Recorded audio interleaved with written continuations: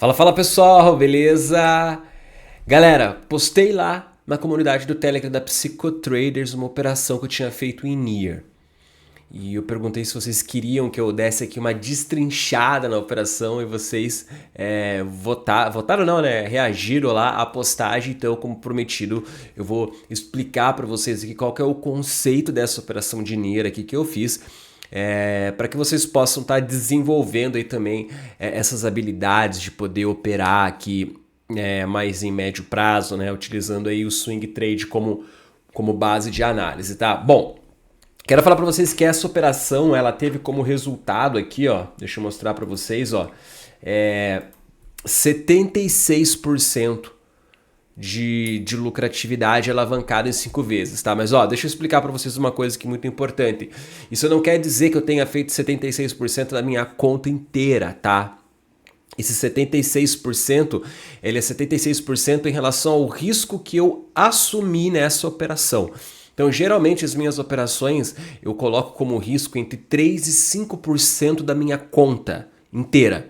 Então, lá, eu tenho R$ 1.000 para operar, eu vou tomar como risco entre 3% e 5%, que vai dar aí, sei lá, R$ 50, por exemplo, entre R$ 30 e R$ 50 é o que eu aceitaria perder nessa operação.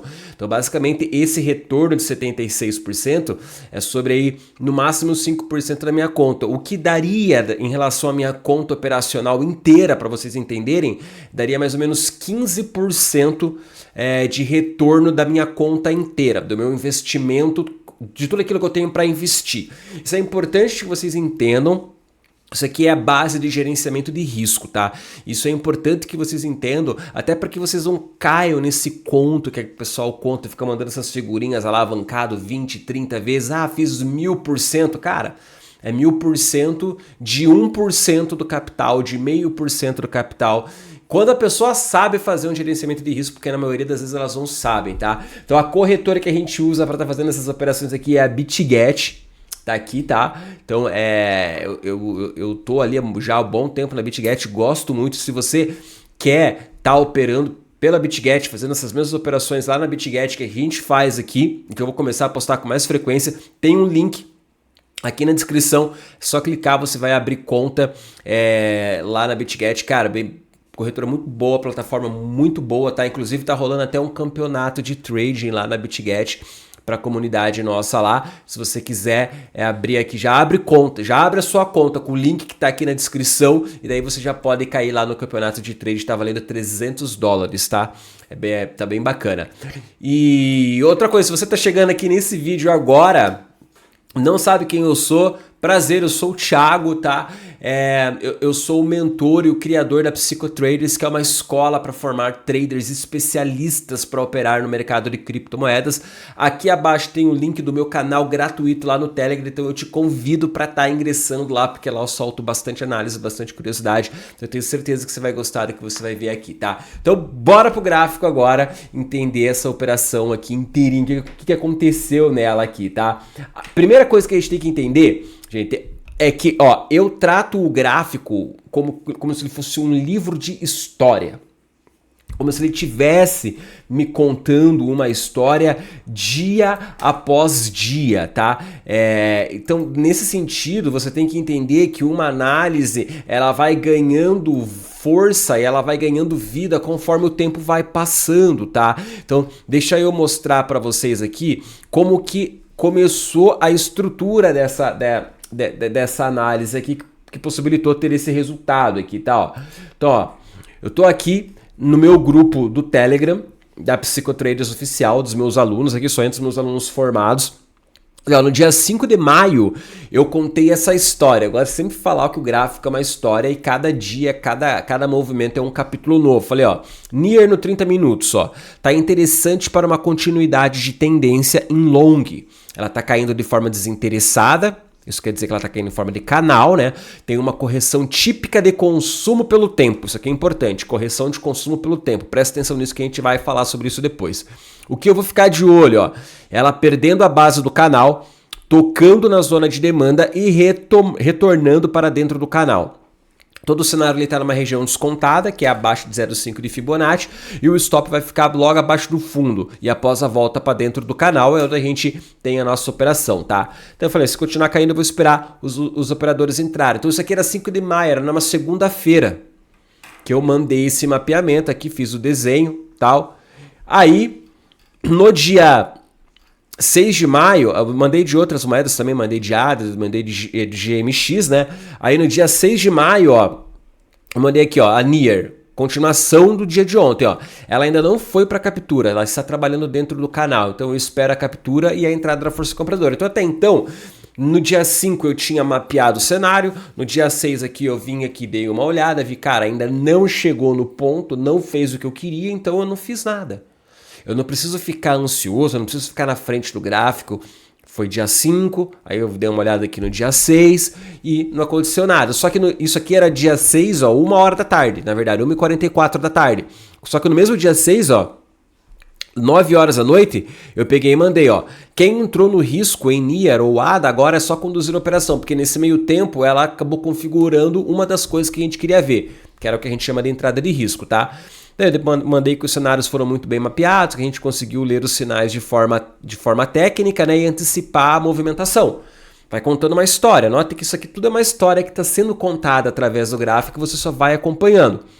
Aí no dia 7 de maio aqui, no outro dia, né, já na quarta-feira, eu mandei, ó, eu ainda estou vendo a possibilidade da alta, eu não consegui identificar nenhuma fraqueza nesse movimento, então eu sigo com o mesmo racional para as análises acima, ou seja, quem já estava dentro da operação, era para continuar dentro da operação, porque não existia nenhum sinal de fraqueza, tá? Aí depois a gente vai aqui mandando aqui outras coisas e agora a gente vai lá pro gráfico para vocês darem uma olhada. No dia 8 de maio eu fechei a operação, ó, Near, ó, operação fechada. Foi uma ótima operação, apesar de não ter alocado todo o meu risco. Fechei a operação devido à euforia e à zona de liquidez no Ethereum BTC e Total 3, então faz parte de um contexto gráfico tudo isso daqui. Bom, indo pro gráfico agora, ó, para vocês entenderem como que a análise estava funcionando. Bom, tô aqui em Near, tempo gráfico de 4 horas, tá? A primeira coisa que você tem que saber, na verdade entender, é aonde eu estou, tá? Então, no momento que aconteceu, né, eu vou até botar no replay aqui para vocês verem, no momento que estava rolando a análise, ó, mais ou menos era por aqui, ó, era esse cenário que a gente tinha... Ah, não vou conseguir usar o replay, gente. Então, vamos sem replay. Era esse cenário que a gente tinha aqui em Near, tá? Ó. Era uma onda impulsiva de alta, um movimento de alta muito forte, rompendo topos significativos aqui, tá? E uma correção. Então, dentro do estudo das tendências, a gente estava em uma onda corretiva de todo esse movimento de alta. Bom, beleza, então você sabe onde você está. Você está no momento corretivo, com a força compradora demonstrando uma presença, rompendo topos significativos. Então isso indica que você pode buscar operações de compra porque você tem um contexto favorável para isso. Quando eu identifiquei onde eu estava, eu fui lá por 30 minutos porque eu queria destrinchar esse movimento. Então a primeira coisa que eu identifiquei era uma correção vindo em forma de canal. Ó, isso aqui, ó, é um canal. Era mais ou menos isso aqui que eu tinha desenhado, se eu não me engano. Ela também acho que poderia até ser aqui, de certa forma, uma cunha. Mas acho que um canal um canal, isso aqui mesmo. Cara, você vai falar para mim, se você já conhece alguma coisa de análise técnica, você vai dizer assim, um canal ou uma cunha de baixa, ela tende a romper para cima. Sim, só que você tem que entender qual é a psicologia por trás do canal. Um ativo, quando ele quer subir, por exemplo, ele sempre sobe fazendo topos e fundos ascendentes, fazendo isso daqui. Então, quando ele cai em um formato de canal ou de cunha, ó, ele cai sendo consumido pelo tempo. Lembra que eu falei para vocês que a gente ia falar do consumo pelo tempo? O que é o consumo pelo tempo? É essa queda desinteressada. Uma queda desinteressada é o que? Ó, o preço ele não cai assim, ó, em linha reta, num sentido que ele tá indo de fato para baixo, sabe? Um sentido inclinado para baixo. Ele cai meio que andando de lado, sabe? Uma queda meio lateral. Isso aqui, ó, olha como é que ele cai, ó. Ele cai meio de ladinho, assim. Ele cai, daí ele sobe, ele cai, ele sobe, ele cai, ele sobe, ó. Ele fica caindo, sendo consumido pelo tempo. O que quer dizer o consumo pelo tempo? Quer dizer que ele demora para cair. Ele demora bastante tempo, porque, ó, quando você pega, deixa eu colocar no tempo gráfico diário para você entender o consumo do tempo. Olha que interessante essa analogia que eu vou fazer. Olha como o preço ele sobe. Esse aqui é o mesmo movimento, ó, o canal, só que aqui no tempo gráfico maior. Olha como quando o preço sobe, ó, ele sobe com bastante candles verdes, tá vendo? Você quase não vê candles vermelhos, é a predominância de compra. E ele sobe muito rápido. Lembra que eu falei para vocês que quando o preço ele tá no movimento direcional, ele simplesmente vai para cima. Olha como ele foi para cima. Você não tem como desenhar um canal nem uma cunha aqui. Por quê? Porque ele não tem afunilamento, ele não vai caindo de forma lateral. Então aqui você tem uma predominância de uma das forças, que é a força compradora. Ela empurrou o preço. Mas quando ele começa a corrigir, olha como é que ele corrige. Um candle vermelho, um verde, um candle vermelho, um verde, um candle vermelho. Então isso quer dizer o quê? Que não existe aqui a predominância de uma das forças. Existe um equilíbrio. E o equilíbrio, quando você está no movimento corretivo, nesse caso o movimento corretivo de baixa, ele demonstra indecisão. Então, as pessoas não estão muito certas se elas querem de fato vender o ativo, enquanto algumas pessoas ainda querem comprar. E é por isso que ele cai devagar. Porque você compra, aí alguém vende. Aí alguém vende, alguém compra. Alguém compra, alguém vende. Sabe? Ele vai indo nesse sobe e desce, sobe e desce, sobe e desce. E nesse movimento aqui de alta aqui, ó, aqui só tinha compradores. Era unanimidade as pessoas comprando, por isso que ele foi rápido e forte. Então essa é a analogia de um canal e de uma cunha. Bom, voltando aqui para 30 minutos, você já identificou uma fraqueza no movimento corretivo, caracterizada por um movimento de canal, você já sabia aonde você estava e agora você precisa saber aonde você quer chegar. Você sabe onde você está? E você precisa saber onde você quer chegar agora. Você quer chegar aonde? Bom, eu identifiquei que a gente tinha aqui uma zona que a gente chama de zona de demanda, tá? Ó, era mais ou menos aqui, ó, deixa eu ver, nessa zoninha aqui, ó. O que é uma zona de demanda? Bom, explicando de forma rápida, não vou passar tanto por isso aqui, tá? Uma zona de demanda é uma zona onde o preço ele tende a encontrar uma resistência, um suporte, desculpa, onde ele tende a encontrar o suporte. Então aqui é uma zona de demanda, por quê? Porque ela era uma zona que ela foi consumida pelo tempo aqui, então você já sabe onde você quer chegar. E além daqui ser uma zona de demanda, a gente tinha abaixo dessa linha de tendência aqui do canal, a gente tinha liquidez. Isso aqui tudo era uma zona líquida. Então, sempre você quer chegar em dois pontos na sua análise, onde você tem liquidez e aonde existe uma zona de demanda. Pense no gráfico como se ele fosse uma bússola, um GPS. Você vai usar a tendência para saber onde você está, você vai usar a liquidez para saber aonde você quer chegar, porque o preço sempre quer chegar numa zona de liquidez, porque é onde o dinheiro está concentrado, e a análise de preço e volume é como ele chega, se ele chega com muito combustível ou com pouco combustível. E a gente vai caracterizar a análise de preço e volume aqui pelo movimento do canal. Ok? Bom, você já sabe que você quer chegar aqui. O que mais que eu fiz? Eu peguei uma Fibonacci, tracei ela do fundo até o topo, já que eu estava corrigindo todo esse movimento aqui, ó.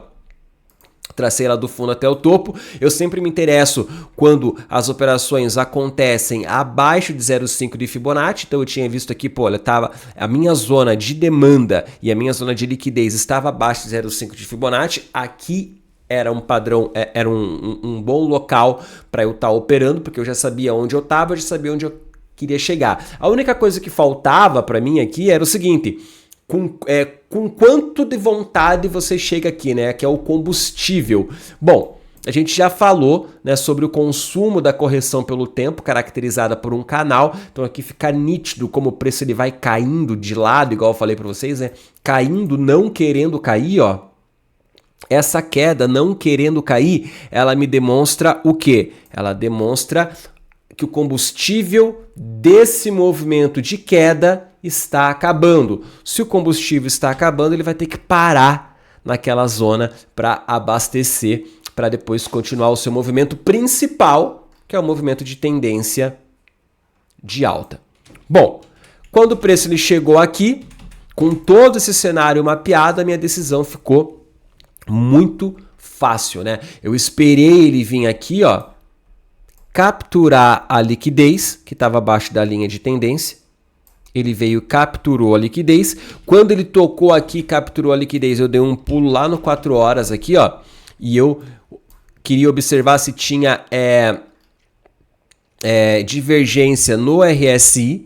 E eu vi aqui, que eu vou falar em outro vídeo, eu falo para vocês sobre divergência, só para vocês entenderem, né? O preço indo para baixo. Olha aqui, ó, o preço indo completamente para baixo, enquanto o RSI estava indo para cima. Quer dizer, a história que estava sendo contada de todo esse movimento de baixa era uma história de fraqueza, porque o RSI ele demonstra contexto. O RSI é o livro inteiro.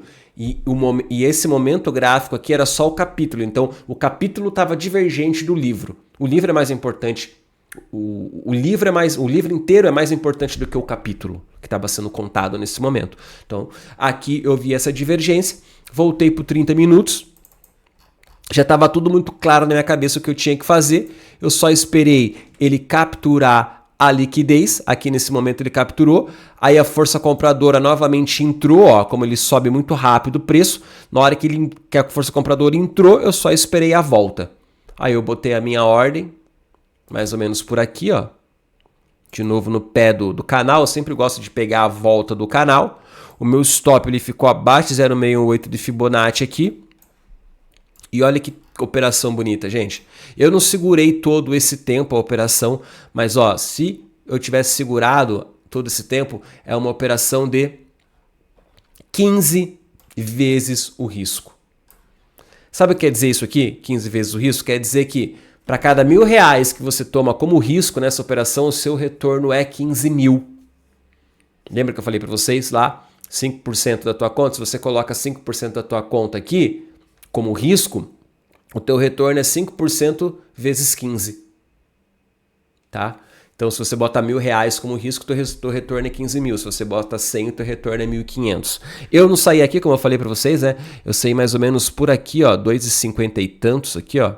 Acho que foi por aqui. Minha operação deu quase 5 vezes o risco, o que é excelente também. Aí, se você olhar a figura macro, né, ó, esse movimento de queda aqui, ó, era um movimento para fazer o quê? O movimento de pivô. Ó, onda impulsiva de alta, onda corretiva de baixa, onda impulsiva de alta. Fundo mais alto do que o fundo anterior, topo mais alto do que o topo anterior, estrutura de alta. E era esse movimento que a gente queria pegar. Beleza? E aí, galera, agora conte pra mim, cara. Conte. Vocês gostaram dessa operação? Deixa eu apagar aqui a fotinha. Vocês gostaram dessa operação? Entenderam, cara? Deixa aqui no comentário se você não entendeu alguma coisa, eu te ajudo, eu respondo, tá? Se você quiser entrar lá no grupo do Telegram, tem um link aqui, você vai ser muito bem-vindo na comunidade da Psicotraders e até a próxima. Fui, pessoal. Valeu!